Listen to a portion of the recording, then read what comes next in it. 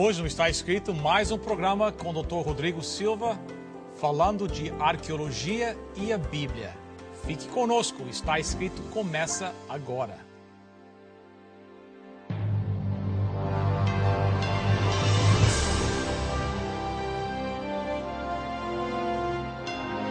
Venceu a prova do tempo. O livro de Deus, a Bíblia. Ainda relevante neste mundo complexo.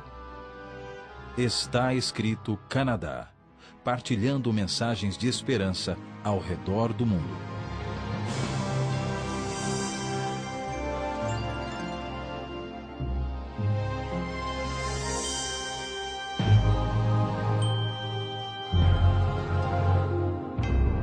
Amigos telespectadores, bem-vindos a mais um programa do Está Escrito. E como nós prometemos, aqui mais uma vez o Dr. Rodrigo Silva. Dr. Rodrigo, bem-vindo. Muito obrigado, é um prazer estar de novo aqui no programa Está Escrito do Canadá. O prazer é todo nosso. Bem, na última semana, o senhor fez, nós em inglês dizemos um cliffhanger, deixou um gancho, né?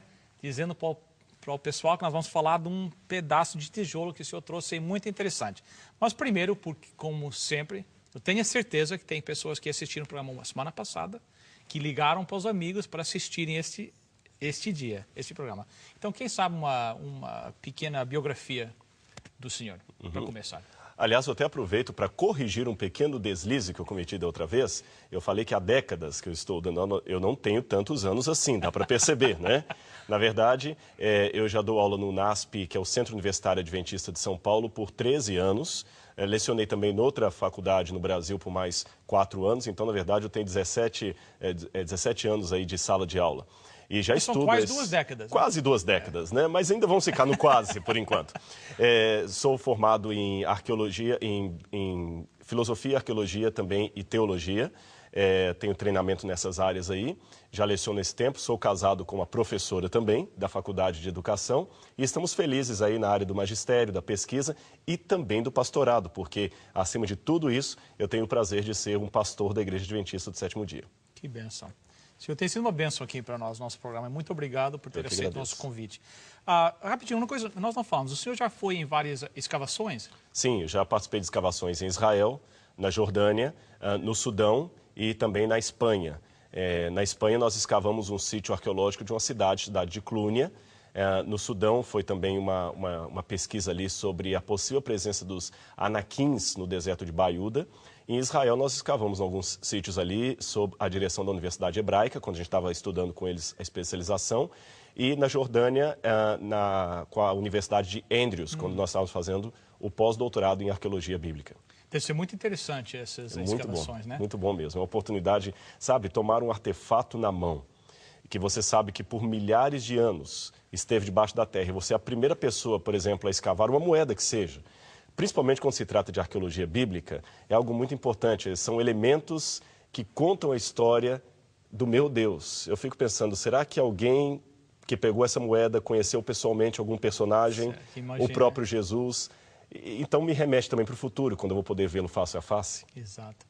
Bem, nós temos que falar sobre esse pedacinho de tijolo. O pessoal está ansioso para saber. Eu estou ansioso também para saber. Então, o que o senhor pode nos falar a respeito disso? A arqueologia é uma ciência. Certo. E as ciências são feitas de detalhes. Os detalhes são importantes. Às vezes, um detalhe pode fazer toda a diferença. Apenas para recapitular para aqueles telespectadores que estão sintonizando o Está Escrito agora e não estavam anteriormente, nós dissemos aqui, nós fizemos um desafio. Porque, Bill, é uma coisa que é bom deixar claro para todos que estão nos assistindo, não há como ser neutro em relação a este livro. Se a Bíblia é um livro falso, eu afirmo isso aqui no seu programa, se a Bíblia é um livro falso, este é o pior livro de todos os tempos, deve ser combatido. Por outro lado, se ela for verdadeira, este é o maior livro de todos os tempos, deve ser seguido. Note, eu não tenho espaço para o meio termo. Certo. Se a Bíblia é falsa, tolo aquele que não a combate. Se a Bíblia é verdadeira, tolo aquele que não a segue. Certo. Não há como ficar neutro, então eu faço o desafio. Esse programa se chama Está Escrito. Ele é baseado numa falsidade ou numa verdade. Isso é para cada um pensar. E a partir disso tomar a sua decisão. A Bíblia conta uma história muito estranha. A princípio, eu admito que é uma história estranha. Um casal num jardim, seduzido por uma serpente. Se alguém dissesse para mim, escuta, você acredita na história dos 3 porquinhos? Ninguém acreditaria nessa história. The Three Little Pigs. Right. Ninguém acredita nisso. Porcos não falam, lobos não sopram casas, porcos não constroem casas e moram nela. Por que eu não acredito na fábula de La Fontaine, dos 3 porquinhos, mas acredito na história de uma serpente que falou? Se porco não fala, como é que serpente como fala? É que serpente fala? Então vamos admitir, realmente é uma história estranha. Mas se eu estivesse num tribunal e Moisés apresentasse essa história estranha, você há de convir comigo que um bom advogado não vai chamar de mentirosa uma testemunha apenas porque a sua história é estranha. O direito está repleto de histórias estranhas que eram a mais pura verdade. Certo. Concorda comigo? Lógico. Então é uma história estranha a princípio, mas eu tenho como verificar a viabilidade dela ou não, através das testemunhas que confirmem aquele depoimento. Então vamos ver, a história que a Bíblia me apresenta, ela é confirmada por outros depoimentos. Quando eu vou no mais longínquo da história humana, as primeiras inscrições produzidas pela humanidade, no começo da civilização humana, que história elas me contam sobre os seus ancestrais? Notemos, Bill, se Adão e Eva existiram, eles estão no topo da genealogia de todas as nações do mundo. Todas as civilizações do mundo nasceram deles, se é que eles existiram. Certo. Se é que eles existiram e todos nasceram deles, nas primeiras civilizações, eu devo encontrar elementos que me remetam Lógico. a esse ancestral comum. Lógico. E eles existem. Então, no programa Está Escrito, eu acho que quem perdeu tem uma chance de poder assistir através da internet, exato. não é isso? Está escrito .ca. Então, você se perdeu, pode ver através da internet as informações que nós estamos apenas sumarizando aqui. E dentre os vários elementos contados nessas primeiras inscrições cuneiformes da humanidade, elementos como um jardim do Éden, um casal que é expulso dali, uma rebelião no céu, etc., há a história de um dilúvio. Você tem, por exemplo, o épico do Gilgamesh, o épico do Atrahasis. Todos eles contam, o dilúvio sumeriano, falam a respeito de uma grande inundação que tomou conta de todo o mundo e apenas alguns se salvaram. E logo após mencionar essa inundação, falam que as suas cidades foram construídas a partir da construção de uma torre sagrada. Essa torre sagrada tinha algumas funções específicas, entre elas a adoração aos deuses, Enlil, que eram os deuses que eles adoravam, fugir do grande dilúvio, interessante, fugir do grande dilúvio.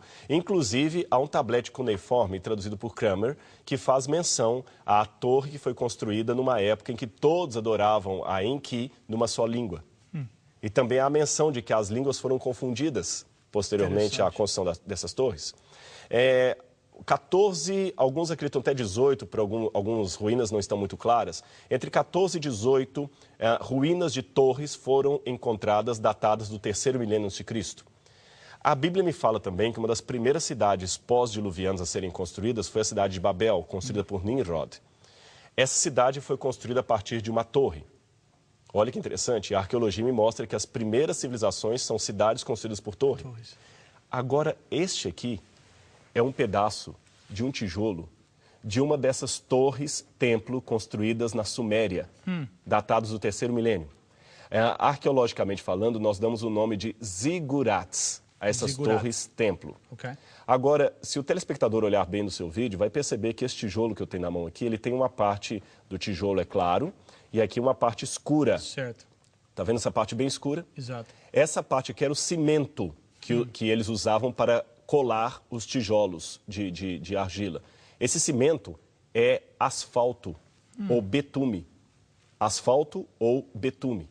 Era asfalto ou betume que eles usavam para colar os tijolos daquelas antigas torres cujas ruínas nós encontramos hoje. Agora, veja que interessante. A arqueologia me mostra que as primeiras civilizações foram fundadas a partir da construção de torres, com o objetivo de escapar de um dilúvio, adorar os deuses, que houve uma confusão de línguas, como a Bíblia fala, e eu, arqueologicamente, quando pego um pedaço de um tijolo daquelas torres, do que sobrou delas, evidentemente, eu descubro que eles usavam piche, ou betume, ou asfalto, que é tudo a mesma coisa, como argamassa, como cimento. Agora, Por que isso é importante? Olha que interessante um detalhe da Bíblia. Vamos abrir em Gênesis, capítulo 11. E se o nosso telespectador tiver uma Bíblia em casa, poderá acompanhar conosco também. Aí na sua casa, pega uma versão da Bíblia, King James Version, New Standard Version, ou uma versão em português, e você vai ver que interessante. Gênesis capítulo 11, verso 3. Eu gostaria, Bill, de pedir que você... eu estou com a Bíblia você está com a Bíblia em inglês? também. Então eu vou ler aqui mesmo em português. Sure. Isso é culpa de Babel. Senão teríamos apenas uma Bíblia, apenas uma linguagem. E disseram uns aos outros, vinde, façamos tijolos e queimemo-los bem. Os tijolos serviram-lhes de pedra